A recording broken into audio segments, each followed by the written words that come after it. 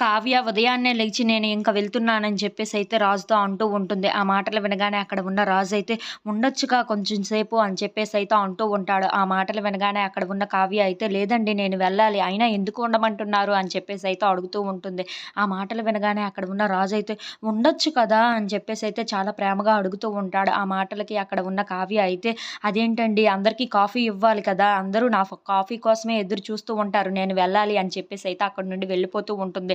ఇంతలో అక్కడ ఉన్న రాజైతే కావ్య చీరను పట్టుకొని వెనక్కి లాగుతూ ఉంటాడు.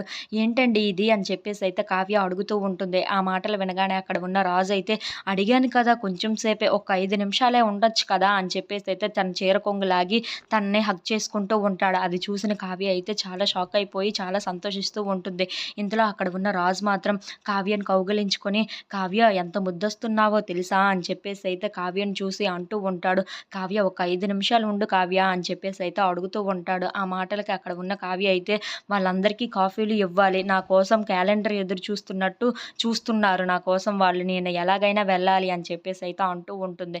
ఆ మాటలు వినగానే అక్కడ ఉన్న రాజు మాత్రం "కావ్య ఉండు కావ్య" అని చెప్పేసి తనని దగ్గరగా లాక్కొని ప్రేమగా చూస్తూ ఉంటాడు. ఇంతలో అక్కడ ఉన్న కావ్య మాత్రం సార్ నన్ను వదలండి. నేను అక్కడికి వెళ్ళి వాళ్ళకందరికీ ఇచ్చి మళ్ళీ వస్తానులెండి" అని చెప్పేసైతే అంటూ ఉంటుంది. ఆ మాటలకి అక్కడ ఉన్న రాజు మాత్రం "కావ్య అంతేనా?" అని చెప్పేసైతే అడుగుతూ ఉంటాడు. అది చూడగానే అక్కడ ఉన్న కావ్య మాత్రం ఒక్క రాజు కళ్ళల్లోకి చూసి అలా చూస్తూ ఉండిపోతుంది. If you like this video please like, share and